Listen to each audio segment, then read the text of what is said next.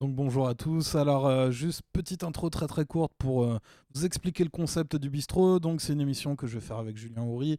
On va parler de sport toutes les semaines. L'idée c'est de faire ça en direct sur YouTube. Et pour l'instant on a fait quelques tests. Donc toute la semaine je vais vous partager des morceaux du test qu'on a fait. Voilà. Donc n'hésitez surtout pas à donner vos commentaires. Je suis très conscient que c'est pas parfait. Mais voilà, l'idée c'est que on va essayer de progresser tout simplement. Donc je vous laisse en profiter et à bientôt sur la chaîne.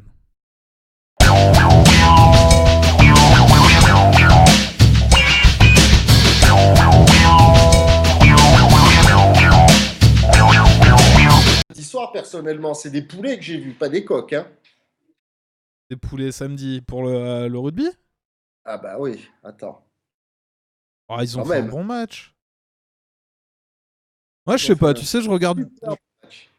Magnifique. je regarde du rugby une fois tous les 4 ans, alors je me rends pas compte. J'ai tellement entendu que cette équipe, elle puait du cul, qu'à un moment donné, j'étais quand même surpris de les voir marquer un essai, si tu veux. En sachant que, bon, c'est certainement un de mes joueurs préférés, mais quand tu fais revenir Michalak, il y a un Et c'est moment, on peut quand même se, au on peut tiroir, quand ça même c'est se sûr. Hein. questionner, quoi. On peut On quand est même bien d'accord, c'est qu'il y a un grand problème quelque part, tu m'étonnes. Mais après, c'est un joueur que moi j'adore, mais tu le fais revenir. Enfin voilà. Bah. Ouais, écoute, pour moi, c'est un match en bois, match d'entrée de Tellement entendu que cette compétition. équipe elle pue du cul. Ah, t'as mis le Donc, retour. je t'entends en retour maintenant. C'est bien, c'est original. Et donc ouais, donc on peut Oui, comme avoir des je jingles disais, comme ça avec la. Ah, c'était un match très moyen, mais c'était un match d'entrée en compétition. Les Italiens, c'était vraiment pas très bon en face et sans Paris C, c'est pas la même équipe, donc encore moins bonne. Ça fait donc pas rêver des masses. il paraît qu'on s'est fait battre récemment. Hein. Par qui? Par les Italiens? Ouais, par l'Italie. Nation. Bah, l'an dernier, ouais. L'an Donc dernier, ouais. Cette année, on leur a foutu 30 pions à la maison, 29-0, on gagne à Rome cette année, mais bon, dans un match bien moyen, un peu comme ça, quoi. C'est deux équipes entre la 9e et la 16e place mondiale, quoi. Faut pas se voiler la face aujourd'hui, hein. C'est l'entrée de cette deuxième division du rugby, mais l'équipe de France, elle est tombée d'un cran, hein. Il faut bien être conscient de tout ça. Et on sait que sur un match, sur un exploit, elle est encore capable de remordre un petit peu dans le top 8 mondial, mais sorti de ça, on n'a pas vu les champions du monde samedi soir, hein, ça c'est sûr. Hein. C'est pas dans ce match-là qu'on a vu quelque chose d'intéressant. Hein. ouais, après la dernière Coupe du Monde, c'était des roses. Ils allaient pas y arriver. Ils perdent face au Tonga en poule. Et puis finalement, qu'est-ce qui se passe? Ils Comme vont je en finale disais, pour la voilà, perdre, comme je selon disais, la l'équipe tradition de France. française. Ah, complètement. Et comme je disais à cette époque-là, l'équipe de France ne méritait pas d'aller en finale, mais par contre, elle méritait de la gagner, la finale. Donc, bon, bah voilà, c'est comme ça. Hein. C'est dans ce Le sens-là sport que je est dis que injuste. Et on est fort heureusement encore capable de fulgurance, mais on est à peu près capable que de ça. alors du coup, moi, il y a un truc qui m'a donné envie presque de la regarder, cette Coupe du Monde, c'est que pour la première fois en 18 éditions, il y a eu une surprise. Mais genre Oui, une vraie, ça quoi. suffira. Une vraie. C'est le Ah ouais. Japon. Incroyable. Ouais, même si Tonga qui bat la France il y a 4 ans, c'en est déjà une Oui, quand une même. petite, mais le Japon. Mais ça c'est monumental, ça c'est sûr. Hein. Ça c'est du hors norme et du jamais vu. Puis c'est pas, ils ont gagné 3-0 sur un match en bois de merde, machin. Les mecs, ils ont une pénalité pour pouvoir faire match nul avec l'Afrique du Sud à la 80e minute. Ils tapent en touche pour gagner le match à la 83e. Et voilà. Et c'est comme ça qu'on gagne.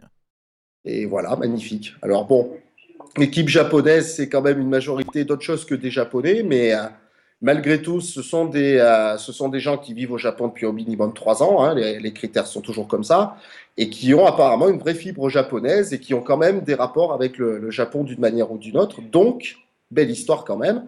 Et puis, il y a deux, trois petits Japonais là-dedans, des vrais de vrais, entre guillemets, des deux souches, comme on pourrait entendre dire dans certains débats plus ou moins intéressants de la politique.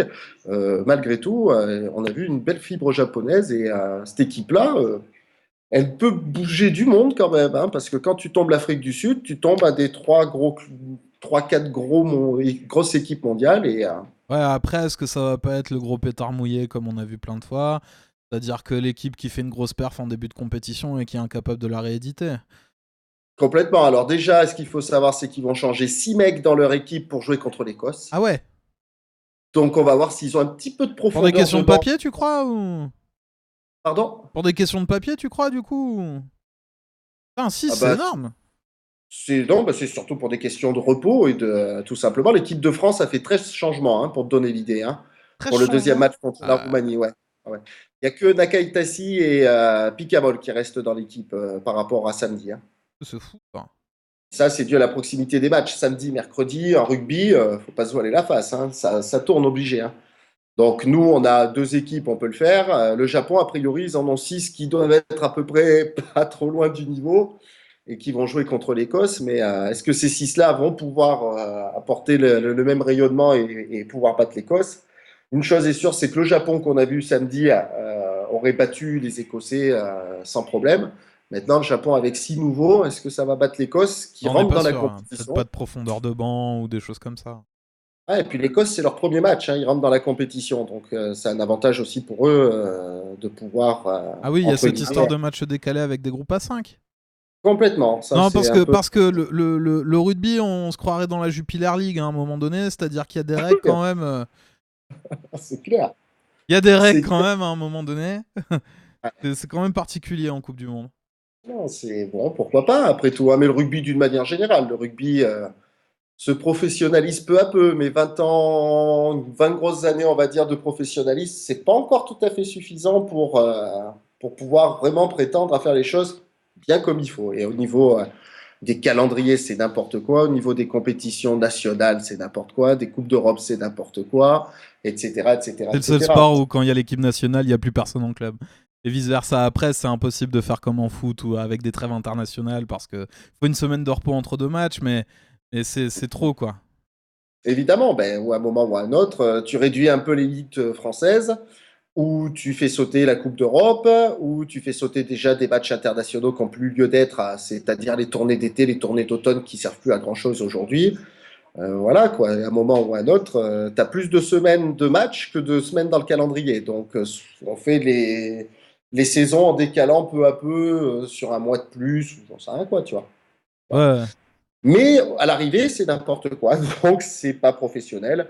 11 doublons sur 26 journées de top 14. Tu as une Coupe du Monde, tu te remets encore un tournoi Ouais, destination putain. derrière. Bon, voilà, quoi. Trop, C'est c'est fin, ça trop. craint.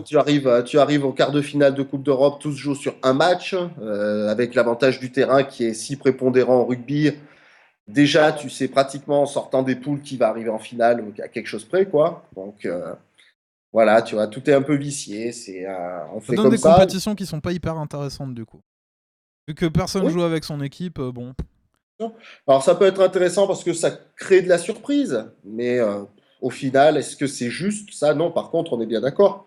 Si le rugby était juste, Clermont aurait gagné 12 des 20 derniers championnats de France.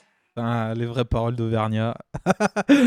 C'est une vérité. Et sur le plan de la méritocratie, des choses comme ça, voilà, ça c'est une réalité. Il ne faut pas se voiler la face, hein. Et aujourd'hui, le rugby, il y a une petite part d'aléatoire. Alors c'est intéressant. Tu as Castres qui est champion de France, qui sort un peu de nulle part il y a 2 ans, enfin il y a 3 ans, pardon. Et tu as l'année dernière le Stade français, qui arrive un petit peu comme ça, qui a un cas, qui avait fait une saison précédente bien moyenne, qui a à peu près la même équipe et qui est championne de France. C'est intéressant, mais à chaque fois, bah, finalement, c'est quand Castres est champion, c'est le sixième du championnat. Quand Paris est champion, c'est le Ouais, la cinquième du saison championnat. régulière, elle sert pas à grand chose. Ouais, voilà quoi. Donc ça sert à rien. On remet une petite part d'aléatoire derrière. Enfin, bon, voilà, c'est le rugby. C'est D'accord. comme ça. Donc il y a un match effectivement de décalage pour tout le monde. Si tu es le dernier match de poule, tu joues pas, bah, tu as plus de repos pour arriver à ton quart de finale que ton adversaire. C'est très intelligent. Là, on est dans des cas de figure en poule, il n'y a encore pas encore vraiment mort d'homme, si tu veux, ça va aller, quoi. L'Australie débute la compétition 5 jours après tout le monde, mais aura pas de repos jusqu'à la finale. Pour te donner une idée, l'Écosse est donc dans le même cas de figure, bien sûr. Bon, enfin, c'est un peu étrange. Après, je te dis, tu as ceux qui vont pouvoir se reposer un petit peu avant leur quart de finale. Bon, voilà, quoi. C'est toujours un peu de briquet de broc, tout ça. Mais quand c'est un peu de briquet de broc, ça profite généralement pas mal à la France. Donc, Très français, le briquet le broc. ouais, c'est clair. C'est clair. Dès que c'est du bon bricolage, on a nos chances un peu, hein, quand même.